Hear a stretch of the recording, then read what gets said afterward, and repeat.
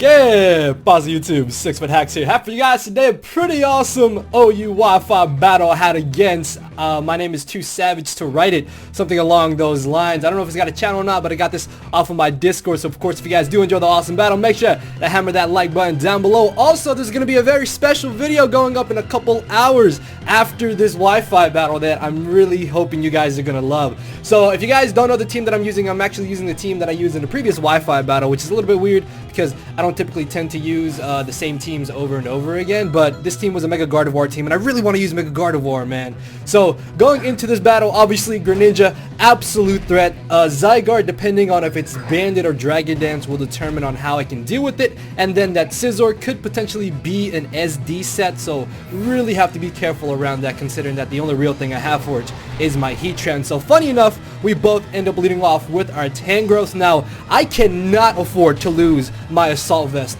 whatsoever because my Tangrowth is literally the only thing I have to switch into Protean Greninja. So I make an aggressive switch into my Zygarde, then I'm gonna switch out into my Heatran, thinking that he would try and go for a Hidden Power Ice, but he actually ends up switching into Scizor, maybe thinking I would go for a Toxic, which actually does make sense. So I'm able to get a pretty good deal here because obviously he's not going to stay in against a Heatran and risk going for the U-turn. So this basically gives me a free opportunity to go for my Stealth Rocks. I did think about going for the Toxic, but honestly in the long run of the battle, getting up rocks are going to be way more beneficial to me because now I'm going to be able to get off chip damage on his team to ensure KOs for my Gardevoir and my Keldeo as well as my Landers. So I'm going to switch into my Tangrowth here as he switches out into his Greninja.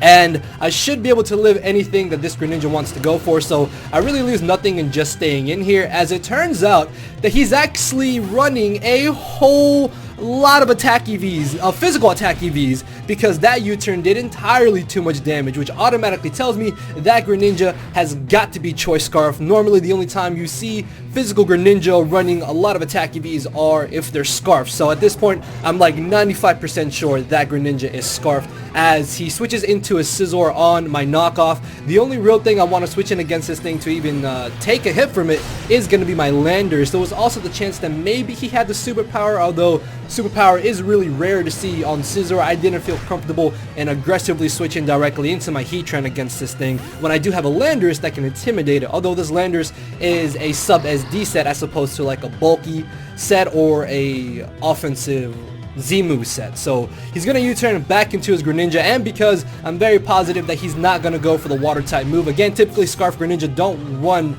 water stab, so I feel pretty comfortable in switching into my Heatran as he does end up just going for the safe Ice Beam, further confirming the fact that this definitely has to be Scarf because he's got U-turn, he's got Ice Beam, he's got to have Rock Slide to cover Scarf Volcarona, not Scarf Volcarona, but Volcarona in general at +1, and then his final move is either going to be Spikes or Gunk Shot. So again, really positive that he doesn't have Water Stab or a move to hit my Heatran with in general. So I'm going to pull a double switch here into my Gardevoir because I did expect them to either want to switch into the Tangrowth or potentially this Landers. Landers not so much, more or less the Tangrowth, just because it can obviously live any grass type move I may have wanted to go for. I could have gone for like a Grass EMC move or something along those lines, but I did expect him to switch out. This also covered him switching into the Zygarde, and for some reason I'm not able to KO this damn Landers. Now I don't know if he was offensive or defensive. I'm pretty sure he was like an offensive set.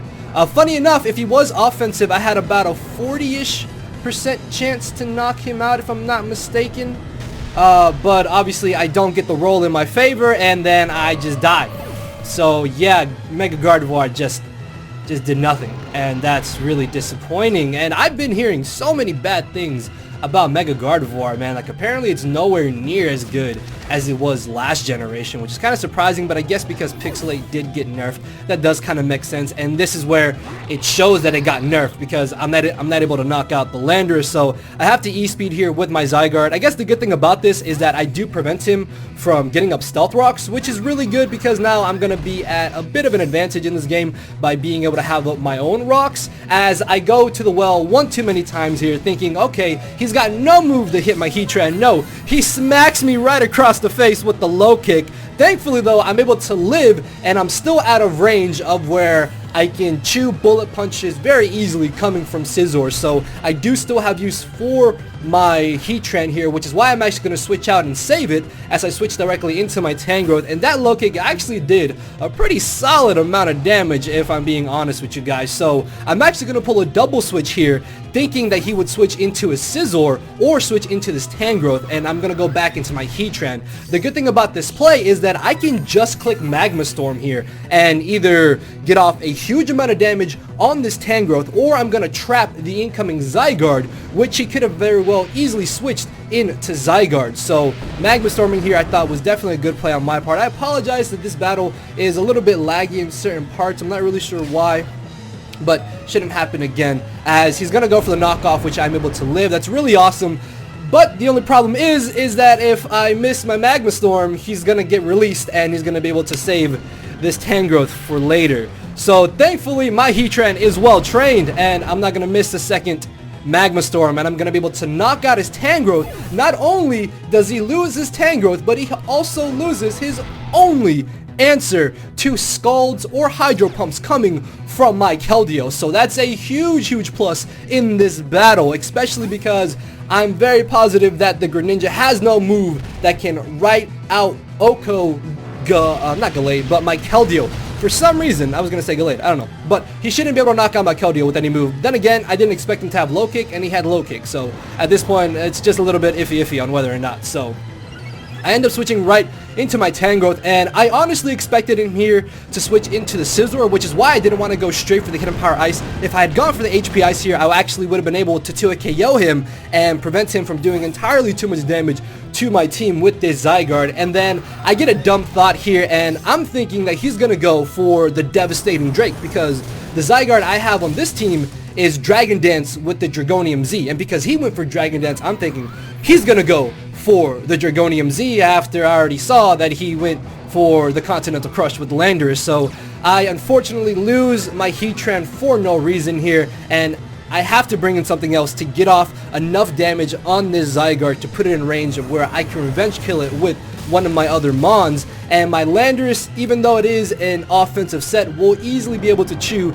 a stocked Outrage like it's nothing. So I'm going to be able to get off the initial damage I need to put this Zygarde in range of where I can then revenge kill him with my Keldeo. And again, he doesn't really have anything at this point to deal with my Keldeo, so that's going to be really good for me, as he does unfortunately pick off two of my Mons. At the same time though, Landorus really wasn't doing entirely too much in this battle, because I don't outspeed Gengar, I don't outspeed the Greninja, and I guess I could have maybe kind of checked the Scizor.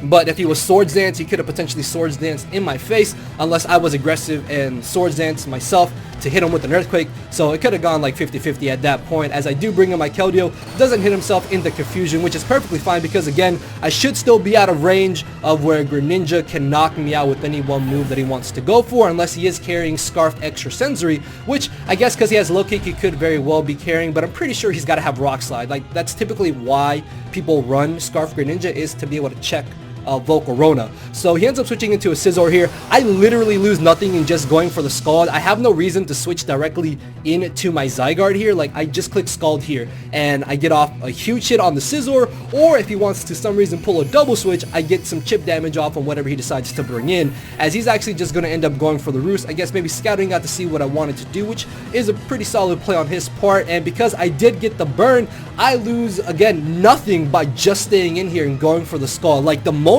that he lost Tangrowth, he lost his only answer to Scalds from my Keldeo, which can be very punishing. Even with the burn nerf in this generation, burn is still very handy because I'm able to half the attack of whatever's going to get burned.